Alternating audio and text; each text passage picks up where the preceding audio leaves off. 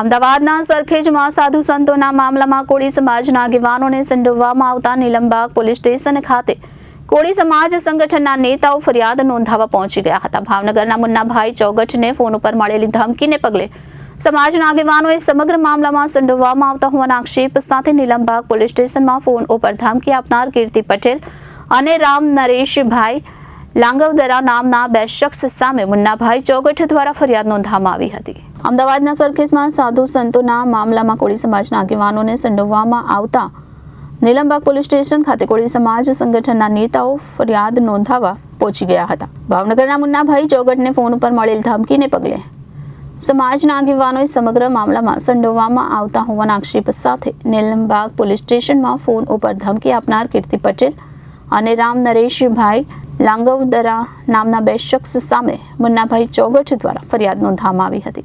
Okay, તમારું નામ છે? મારું નામ અશોકભાઈ મકવાણા, અખિલ ભારતીય કોળી સમાજ ભાવનગર જિલ્લા યુવા મહામંત્રી।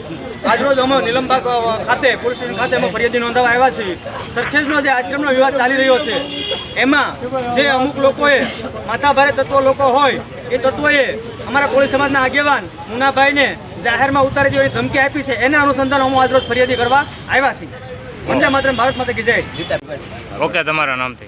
મારું નામ રસિકભાઈ જગત છે, કોળી સમાજના અગ્રણી તરીકે આજરોજ જે અમદાવાદમાં સરખેજ ખાતે આશ્રમ આવેલ છે, જેનો વિવાદ ચાલે છે, તેના અનુસંધાને કીર્તિબેન પટેલ અને રામદાન ગઢવીભાઈ જે સમાજ વિશે અમારા સમાજમાં જે લાગણી દુભાવે એવા વાક્યો બોલે છે, એના અનુસંધાને અમે નીલમબાગ પોલીસ સ્ટેશને આવેદન ફરિયાદ કરવા આવ્યા છે। તમારા નામ છે? મારું નામ મુન્નાભાઈ ચોગઠ। હું અત્યારે અખિલ ભારતીય કોળી સમાજ ગુજરાતના ઉપપ્રમુખ તરીકે સેવા બજાવી રહ્યો છું।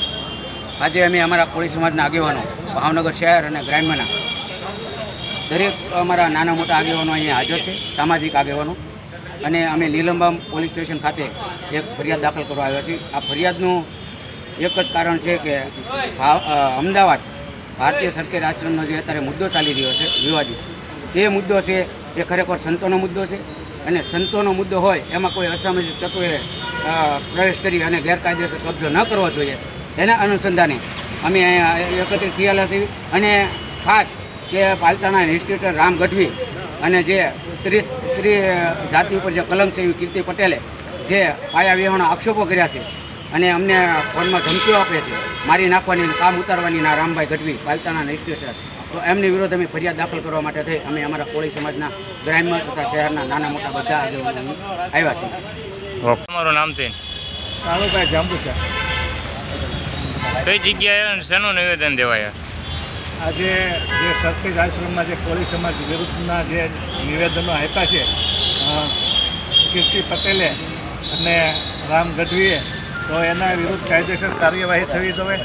અને બીજી વાર આનો એવો સંદેશો જવો જોઈએ કે બીજી વાર કોઈ ખોટી રીતે નામ ન લે અને સમાજને કોઈ એક સમાજને ટાર્ગેટ ના કરે। Reporter Firoz Malik, Janadesh news, Bhavnagar.